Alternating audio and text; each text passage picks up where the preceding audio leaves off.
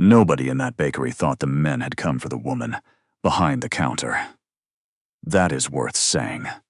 First, it turned out to be the whole thing. At 4 in the morning, the Sun Rim Bakery on Lawrence Avenue holds about 9 people. And it is always the same 9. 2 cab drivers, at the window, a nurse coming off her shift, still in scrubs. The man from the laundromat who has not slept properly since his wife died.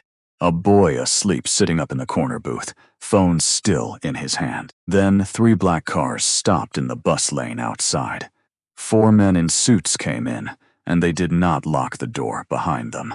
They held it open. The laundromat man set his cup down and started thinking about his brother-in-law. The nurse looked over at the sleeping boy. One of the cab drivers stood up so fast his stool went back against the glass. Every person in that room ran the same arithmetic in 3 seconds, and every one of them came out holding a name. Not one of those names belonged to the woman at the counter. Her name was Yolanda Brees. She was 47. She was a big woman, and she had been a big woman her entire life. Strangers had been telling her what she wanted to eat since she was 6 years old. The men worked for the An family. Anybody on that stretch of Lawrence could have told you what that meant. Nobody would have said it out loud. The one in front took his hat off before he spoke. That was the first thing that went wrong.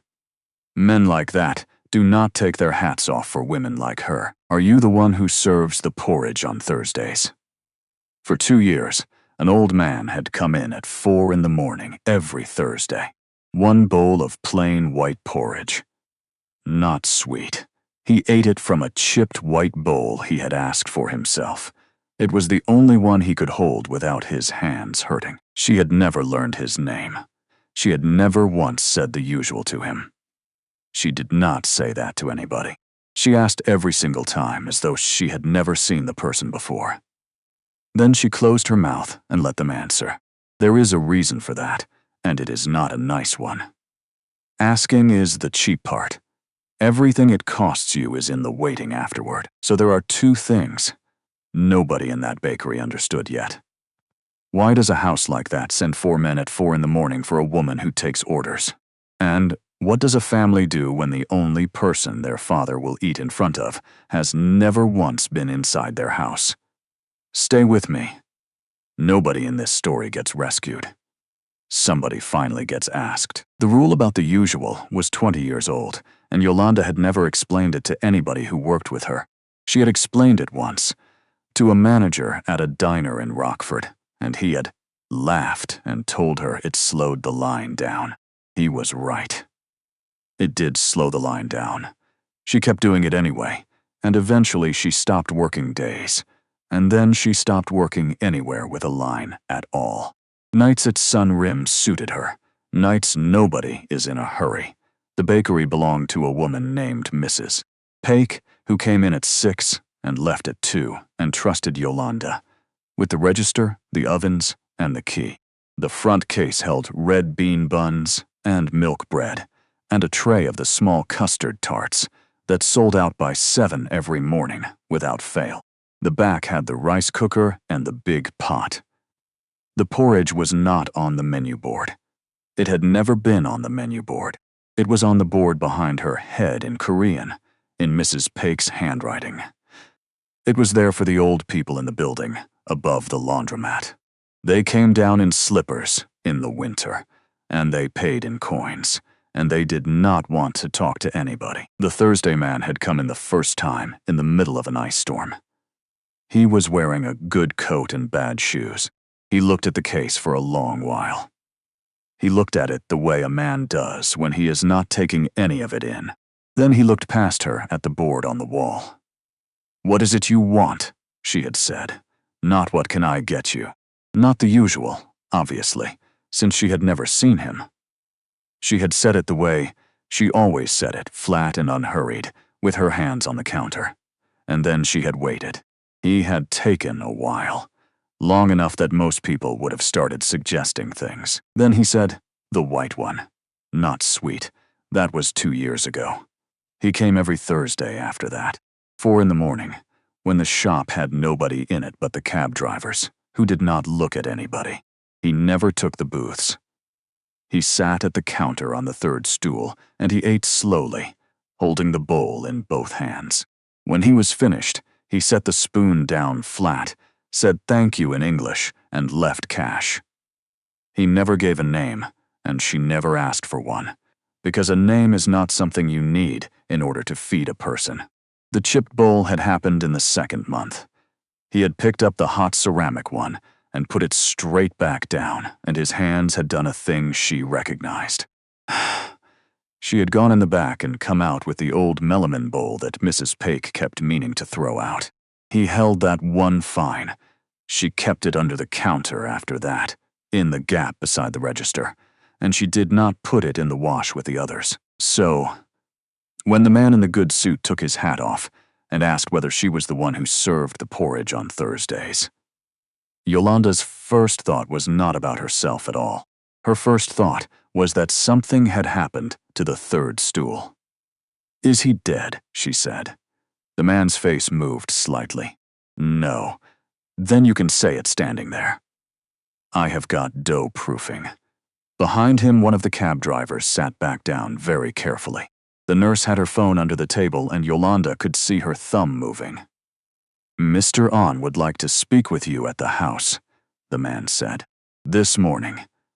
We can wait until your shift is finished." That was the second thing that went wrong. They could wait. Nobody with 3 cars in a bus lane waits for a woman to finish a shift, and nobody says would like when they mean get in the car. Insane. She had spent her whole life being handled, and she knew what being handled sounded like, and this was not it. This was somebody asking her, which meant that whatever it was, they had already tried everything else. She untied the apron and folded it on the counter instead of throwing it in the bin. She told Mrs. Paik's nephew where the timer was, and she took her coat off the hook. In the car, nobody spoke to her until they were on the expressway. Then the man in the front seat turned around in his seat, which is not something those men do, and looked at her properly for the first time. "My employer's father has not eaten in 11 months, he said. "There are 3 doctors. There is a woman who is paid a great deal of money to manage it. There is a bed in the house with a scale built into it." He stopped. Yolanda watched the sound wall go by outside the window. "He ate on Thursday," she said. "That is where I want to stop for a moment. There is a question sitting in this story, and it belongs to you as much as it belongs to her." Yolanda had one rule. She never told a person what they wanted. She asked, and then she shut her mouth. That rule cost her every day job she ever had. "So tell me yours. What is the one thing you order for yourself? The one you would never let another person order on your behalf?" Put it in the comments. Put where you are listening from underneath it. I want to see how far this thing travels tonight. Then come back. Because in about 10 minutes, Yolanda Brees is going to stand at the bottom of a staircase in that house and be told that she is not allowed up it. The house sat north of the city on the lake side of the road, behind a hedge that had been cut squares by somebody who did it for a living. Yolanda had expected gold. People always expect gold. There was no gold. There was gray stone and a great deal of glass and a gravel circle at the front. A woman in a cardigan was waiting at the door with a tablet held against her chest. "You must be Miss Brees. I am Ellen Truitt. I coordinate Mr. On's care." She had a good handshake and a kind face. That is worth putting down plainly, because afterwards people kept asking whether the woman had seemed wrong somehow. She had not. She had seemed like the most capable person in the building, and she probably was. They went into a room off the hall with a long table in it. The 2 men from the car stood outside the door and did not follow her in. The sun was already sitting down. An Do-yun was somewhere near 50, sleeves rolled, a phone lying face down in front of him. He had the particular stillness of a man who has trained himself out of fidgeting. He did not stand up when she came in. He did not look at her body, either, which put him ahead of, roughly, half the people she met in a week. Thank you for coming. I was not doing anything else at 5 in the morning. Something happened at the corner of his mouth and then did not finish. Miss Truitt set the tablet on the table and turned it so that Yolanda could see the screen. It was the first courtesy anybody in that house had shown her, and it was completely useless because the screen was a wall of small gray numbers. I want to be respectful of your time, so I will be direct, Miss Truitt said. Mr. On Sr. has been in decline for about 11 months. Weight loss, meal refusal, some confusion. We have written down every intake since it started. Written down how? Every meal offered, every meal taken, every meal refused. Weight 3 times a week. There is a scale built into the bed. Yolanda thought about a man holding a bowl in both hands at 4 in the morning so that he would not have to ask anybody for anything. How many meals a day are you offering him? 3. Breakfast at 8, lunch at noon, supper at 6, and somebody writes down whether he ate. Yes. Show me a Thursday. Miss Truitt's thumb stopped moving. It was not much of a pause. Yolanda had spent 20 years watching people across a counter, and she had learned to catch the small ones. Any particular Thursday? All of them. The rows came up gray and even. Yolanda leaned over the table and went through them slowly, and the two of them watched her do it, and nobody in that room said a word for a good while. She was not fast at it. She had left school early, and numbers on a screen took her longer than they took other people. She had stopped being ashamed of that somewhere around her 30th birthday. It took her about 4 passes to find it, and when she found it in the wrong column. He sleeps through breakfast on Thursdays. Yes. Miss Truitt nodded. It has been noted.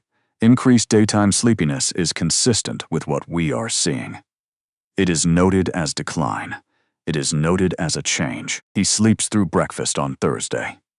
Yolanda said, because he has been up since 3 in the morning. Nobody said anything. He is in my shop at 4. He is out by 20 past.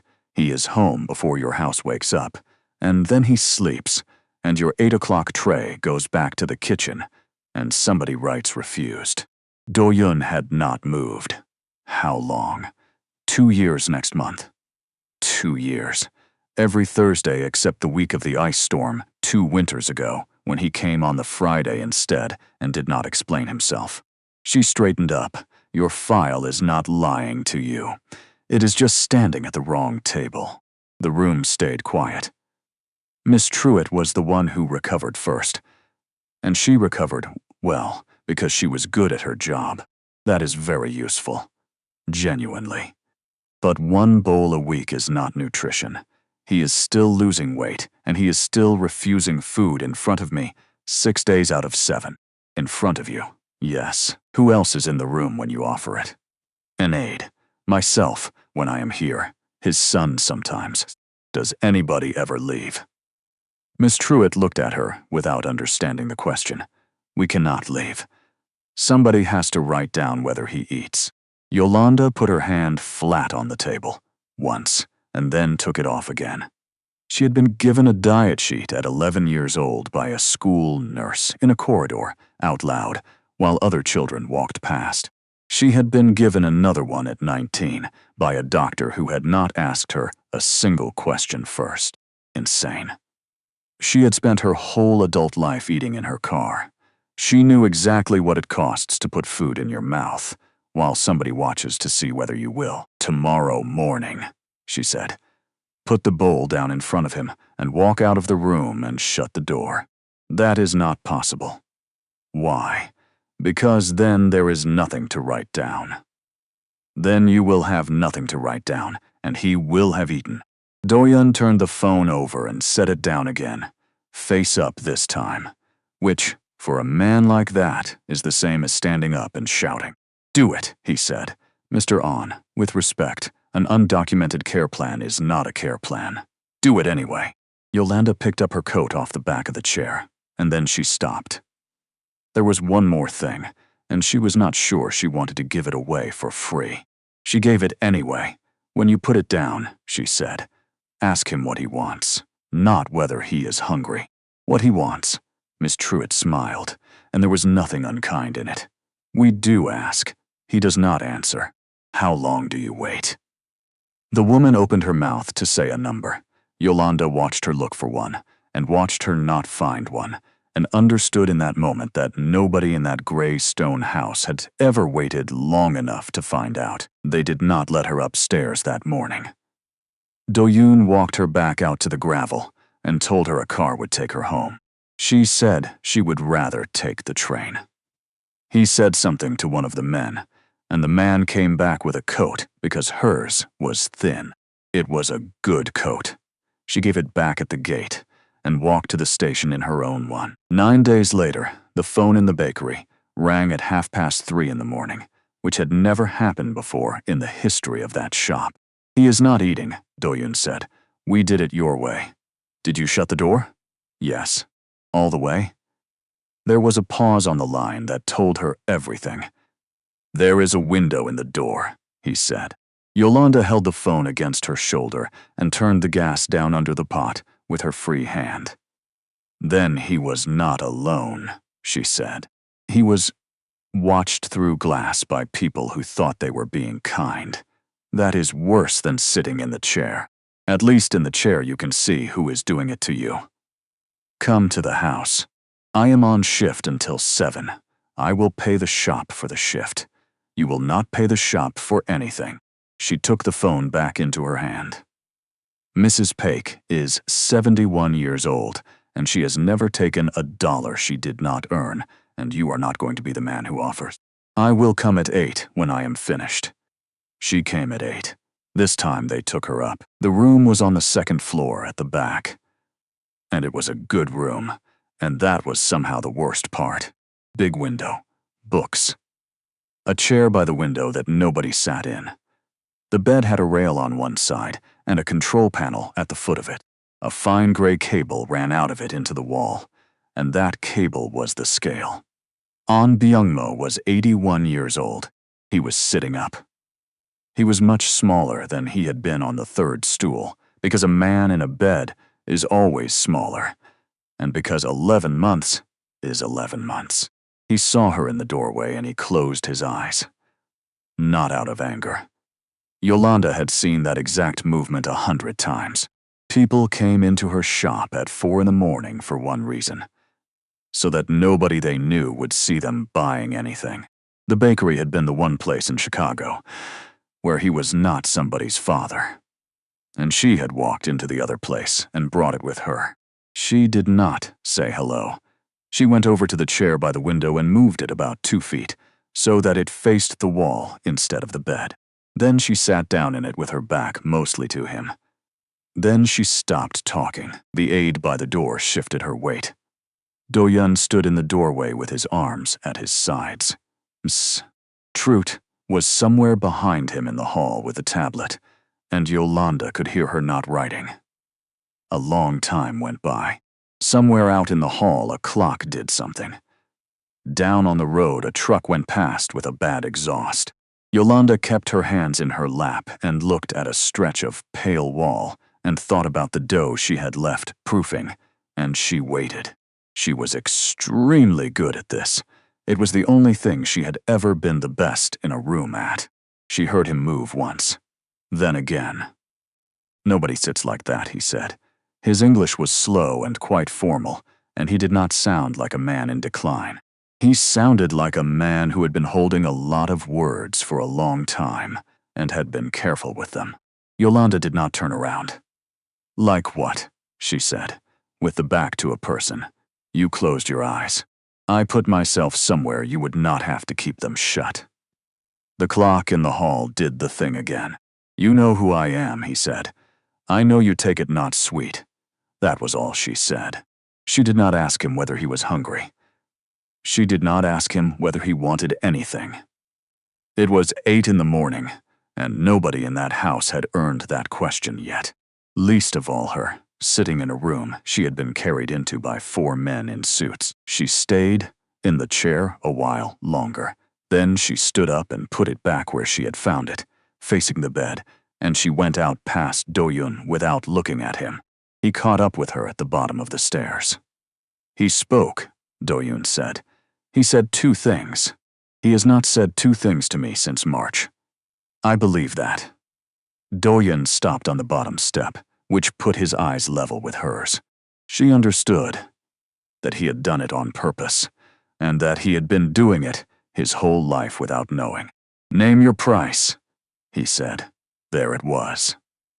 She had been waiting for it since the gravel circle. Every person she had ever met who had money had gotten to it eventually, and they always said it the same way, as though they were opening a door for you. For what? For coming here. 4 mornings a week. 6, whatever you want. You will not work nights again. And what am I doing on those mornings? Getting my father to eat.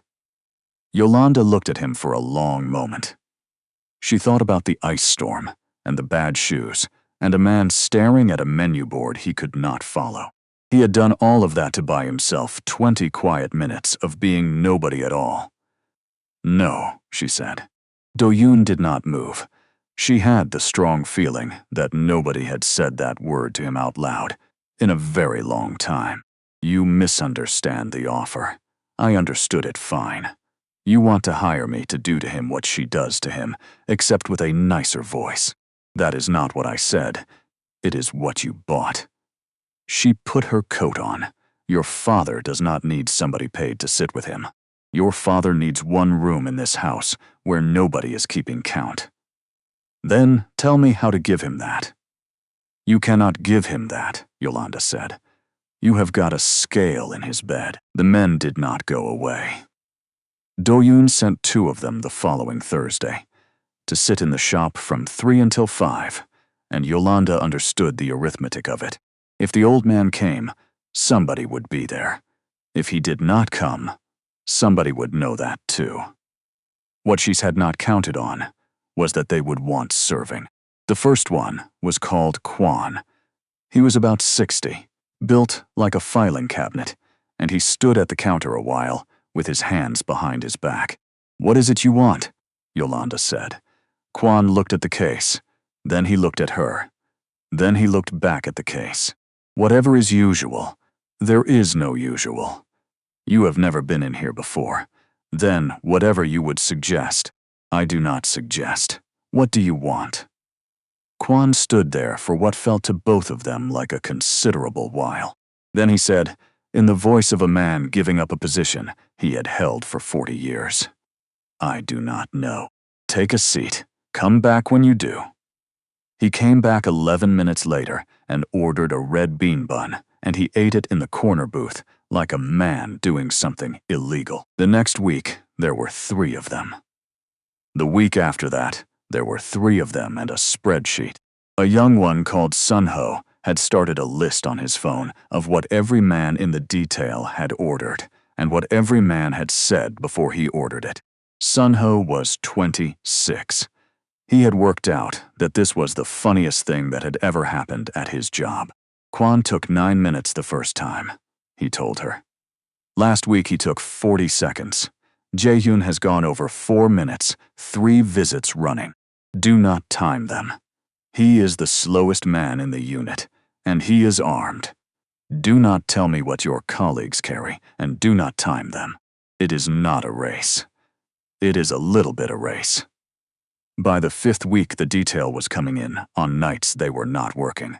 Mrs. Paik put 2 more stools at the counter and stopped asking questions, because the till had never looked like that in 11 years. Jae-hyun never got faster. He stood there every single time with his jaw working. A man of about 45 who could clear a room in 9 seconds, completely undone by a woman asking him what he would like. Yolanda waited him out every time. She never once helped. The letter came on a Tuesday. It was not addressed to her. That was the first thing she noticed, and the thing that told her most. It was addressed to Mrs. Paik, on paper from a firm downtown, and it ran 3 paragraphs and was extremely polite. It said that a concern had been raised regarding informal food provision to a vulnerable adult outside a documented plan of care. It said that the family took its obligations seriously. It said that all parties were no doubt acting in good faith. Nowhere in it did anybody use Yolanda's name. Do-Yun rang her that evening. "You have seen it. Mrs. Paik has seen it. She is 71, and she has never had a lawyer write to her in her life, and she sat in the back room for 2 hours with the door shut. Truett filed a concern. She is required to. I have people on it. Did you fight it?" There was a silence on the line, and Yolanda had learned by then exactly what his silences were worth. "I was advised that the cleanest thing was for you to stay away from the house for a period," he said, "until it is resolved. It protects him. It protects you as well. It protects me. Yes. Nobody asked me whether I wanted protecting. Yolanda, you made that decision in a room I was not standing in. Then you telephoned to tell me it was for the best." She was aware that her voice had not up at all, and that this was worse. "That is the same thing that woman is doing to your father. You did it quicker, that is all." He did not answer. "Do not call the shop again," she said, and she hung up, and nobody came to the door that night or the night after. That was the part she had not expected either. She had spent her whole life braced for the hand on the arm, and there was no hand. He let her go. It should have felt like winning. She found out about the money on the Sunday. Mrs. Paik was doing the float, and she was doing it wrong, twice over. Finally, she put the tray down and said the thing she had been carrying for 9 days. A man had come in during the day shift, not one of the young ones. He had explained that his employer wished to make good the trade the shop had lost while the cars were parked outside. He had left an envelope, and Mrs. Paik had taken it. Her husband had died owing the wholesaler store, and she had been paying that down since before Yolanda started. "How much?" Yolanda said. Mrs. Paik told her. Yolanda stood in the middle of her own kitchen with the ovens ticking and understood that she had lost the only room in the city that was hers. It was not that the woman had taken it. She would have taken it herself at that age, with that debt. And anybody who says otherwise has never had a wholesaler. It was that Sunrim was on his books now. Every bag of flour in that back room had a man's name behind it now. There was nowhere left in Chicago where a person could come in at 4 in the morning and be nobody at all. She worked the rest of the week. Thursday came. She had the pot on at 2:30, which was earlier than she needed. She got the chipped bowl out from the gap beside the register and put it on the counter. 3 o'clock, the cab drivers came in. 4 o'clock, the nurse came in and went out again. 4:20, the laundromat man asked her if she was all right, which was the most he had said to anybody in a year. Insane. At 5:30, when the lights started coming up gray over the road, Yolanda picked up the bowl and washed it and put it back in the gap. He did not come the following Thursday, either. 19 days. Sunho stopped coming in, and then Kwan stopped, and Yolanda understood that somebody had given an instruction. Only Jaehyun kept turning up, once a week, and he never ordered anything now. He stood at the end of the counter, with a coffee he had not asked for, and looked at the third stool.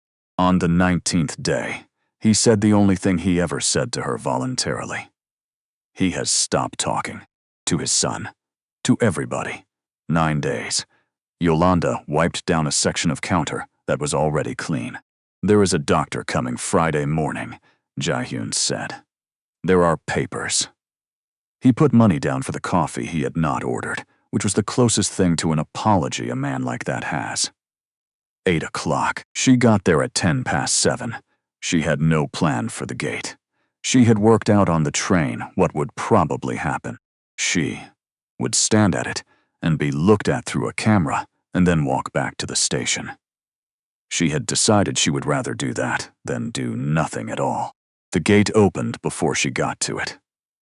Jae-yoon was standing inside it in the cold with his hands in his pockets, and he did not say good morning, and he did not walk her up. He just stepped back off the path. Nobody in that house had told him to open it. She knew that then, and she knew it better later. The front room had 8 people in it, and a long table, and a pot of coffee nobody was drinking. Miss Truitt was at one end with the tablet. There was a doctor with gray hair and a soft voice whose name was Reyes. There was a lawyer and a woman from the lawyer's office with a laptop. And there was Marisol, who had done the mornings for 6 years and had not been asked to sit down. Do-yoon was standing at the window with his back to all of them. "The position is not complicated," the lawyer was saying. "The assessment is scheduled. If the finding goes the way Dr. Reyes anticipates, the authority moves. The next step in feeding becomes a decision the family can make, rather than one that has to be waited for. The next step," Do-yoon said to the glass. "It is not a failure, it is a stage. Miss Truitt said, I want to say clearly that nobody in this room has done anything wrong." That was true. That was the worst thing about all of it. Do-yoon turned around then, and he looked at the 8 people at his table. And he asked the question he had been carrying since March. "Is there anybody in this house?" he said. "Who can get my father to eat?" Nobody answered him. Dr. Reyes started to say something about appetite. Miss Truitt began describing a protocol that involved offering at shorter intervals. Marisol looked at the carpet. She was the only one in that room who had ever actually put a spoon into that man's hand, and she was standing. "You have all got a method," Yolanda said. From the doorway, every head in the room came round. "Not one of you has got a question." Miss Truitt was on her feet fast. Miss Brees, you should not be here. There is an order in place. This is exactly the situation the concern was raised about. There is no order, there is a letter. Yolanda came in as far as the end of the table. A letter is a thing a man pays for. It is not a law. And if it were a law, I would still be standing here, so somebody had better tell me which one it is. The lawyer opened a folder. "Do not," Do-yoon said. He came away from the window. From a few feet away, he looked considerably worse than he had in November, and Yolanda felt no satisfaction about it at all. "I want to ask you something in front of these people," she said. "You are going to answer it in front of them, too. Ask, could you have stopped that letter?" Do-yoon did not look at the lawyer, and he did not look at Miss Truitt, and that was worth something. Yes, how? One telephone call. It would have taken an afternoon. Why did you not make it? "Because it was easier for me to have you outside the house than to sit in a room with a professional I am paying and tell her that she was wrong." He said it flatly, the way you say a number. "I told myself I was protecting him. I was protecting myself from a difficult conversation, and I let the 2 of them look the same, because it suited me. Nobody at that table moved. Say the second part," Yolanda said. "There is no second part. Yes, there is. You are going to say it, or I am going home." Do-yoon was quiet for a moment. "You told me there was a better way, and I did not take it," he said. "Not because it was risky, because it cost me something, and the other one did not." "All right." Yolanda put her bag down on a chair. "Then here is what happens now." She looked at Dr. Reyes, because he was the one who mattered, and everybody in that room knew it. "You are going to do your assessment. I am not asking you to skip it, and I would not sit here if you did. But before you do it, one thing happens first, and it takes about 10 minutes, and it happens with nobody standing in that room but me." "That is not appropriate," Miss Truitt said. "Then come up and stand outside the door with everybody else and count the seconds. You have all got the practice." Dr. Reyes looked at Do-yoon. Do-yoon looked at Yolanda, and it went on a beat too long. And then he nodded once. She went up alone. The room was the same. The chair was where she had put it back. The cable still ran out of the foot of the bed and into the wall. She looked at that cable for a while, and then she did nothing about it. It was not hers to unplug, and taking it out would have been a thing done to him as well. An Byung-mo was awake. He was thinner. He watched her come in, and he did not shut his eyes this time, which she chose to take as something.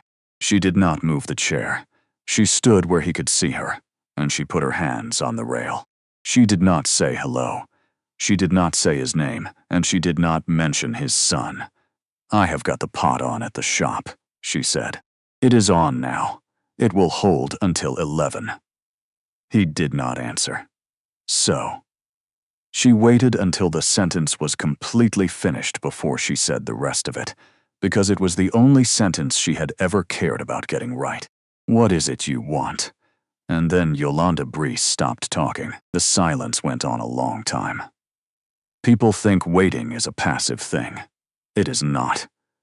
Every second that goes by, something in you gets louder and starts offering you sentences, and every one of those sentences is a way of taking the question back. Are you hungry? Is it too early? Do you want me to come back later? Never mind. Yolanda stood with her hands on the rail and did not say any of them. Out on the landing, she could hear 7 people not talking. Somebody's shoe moved on the boards. The tablet made a small sound and then did not make it again. She thought about the school corridor and the nurse with the printed sheet and the way the other children had slowed down as they went past. She kept her mouth shut. At some point past 4 whole minutes, An Byung-mo said, "Nobody has asked me that in 4 years." Yolanda did not move. "Doctors ask if I am eating. My son asks if I have eaten. That woman asks if I would like to try." He stopped and got his breath and went on. "Nobody asks what I want. There is a difference, and none of you can hear it. I can hear it. I know. Then, after a moment, the white one, not sweet, that is what I have got on. Not in this bed." She went downstairs and told them he had spoken. She did not tell them what about. That was his to hand over and not hers. By the time Dr. Reyes came back down 40 minutes later, it did not need handing over by anybody. Doyun caught her in the hall. "Why you?" he said. "I want the real answer. Not a kind one. Because I waited." That is not an answer. It is the whole answer. You have got a house with 11 people in it, and not one of you can stand 4 minutes of quiet. Then she told him the other thing, which she had got from Mrs. Paik across a counter over several winters, and had never expected to use. There are 3 ways to ask a Korean person whether they have eaten. There is the one you use with your friends. There is the polite one, the one for colleagues and customers and people you have met twice. And there is the third one, the old one, the one kept for the very old, and it does not only lift the meal, it pulls the verb up after it, so that the person doing the eating gets lifted as well. Leave the verb where it was, and the whole thing lands wrong, and any Korean ear in the room will hear it. Nobody in that house had used the third one with him in a long time. Not out of cruelty, out of habit and hurry, and the ordinary business of a family that had begun handling a man instead of speaking to him. They had slid down 1 rung and never noticed, and the language they had grown up inside had been telling them about it the entire time. "I do not speak enough Korean to have done that," Yolanda said. "So I did the only thing I had. I asked in English, and then I shut up for 4 minutes. Dr. Reyes did his assessment that afternoon, and it took 1 hour and 10. An Byung-mo answered every question. He got the day wrong by 1 and the year right, and he named all 4 of his grandchildren. He was asked whether he understood what the papers on the table would do. He said he had signed harder things than that in his life, and that his son knew it. The finding did not go the way anybody in the front room had planned for. Miss Truitt came up at 6 to speak with him about the plan going forward. He let her finish. Then he said, in English, so that everybody standing behind her in the doorway would get it too, "You may send your account to my son. That was all of it. There was no scene. She was extremely professional about the handover, and she was gone inside a week. Do-yoon signed a reference for her that was completely honest, which is the hardest kind to be given. It said that she had followed every procedure correctly. She had. That was the trouble with her, and there was no rule anywhere that could be pointed at. They offered Yolanda a great deal of money on the Sunday, and she said no again. And this time, Do-yoon did not look surprised. "Then tell me what you do want," he said. "You are allowed to want something. That is the entire point you have been making since November." So she took a moment, because she was not going to waste it. "4 things," she said. "None of them cost you anything, which is why you are going to hate them. Nobody from this house sits in my shop on a Thursday. Not in the lot, not across the road, not off duty. If he comes on his own." Marisol sits down at that table. She has put a spoon in that man's hand more times than everybody in that front room, added together, and she has never once been asked to sit. You tell your father the scale is in the bed. You have never told him. Then you let him say whether it stays. Do-yoon waited. And the 4th. You stop paying Mrs. Paik. He looked at her. She will not give it back, and I would not ask her to. But it stops now, and she gets told why, so that it is a debt she has cleared, and not a hand somebody is still holding out. Yolanda picked up her coat. You cannot buy a place where nobody owes you anything. The buying is the part that ruins it. Jaehyun came in on a Tuesday, 3 weeks after that, off duty, no coffee in his hand. "I know what I want," he said. "Go on then." "My mother made something with soybean paste when I was small. I do not know the name of it." He was looking at the counter. "She has been dead 31 years. I never asked her what it was called, and there is nobody left to ask." The shop was very quiet. "That is not on the menu," Yolanda said. "I know. Sit down. I will make you 3 things over 3 weeks, and you are going to tell me which one is wrong and how it is wrong." He sat down. On the 4th Thursday, at 4 in the morning, the 3rd stool had a man on it. The chipped bowl was out of the gap, and there was a line. 2 nurses off the night shift. The laundromat man, and behind them, in a coat that cost more than the ovens, Do-yoon, waiting his turn and not saying anything about it. When he got to the front, he took a long time, longer than Kwon, nearly as long as Jaehyun. Yolanda let him have all of it. Then she put both hands flat on the counter, the way she had for 20 years. And she asked him the question she had never once asked a man with money standing in front of her. "And what is it you want?" she said. "Not for him, for you." Behind him, the light was starting to come up gray over Lawrence Avenue. She waited.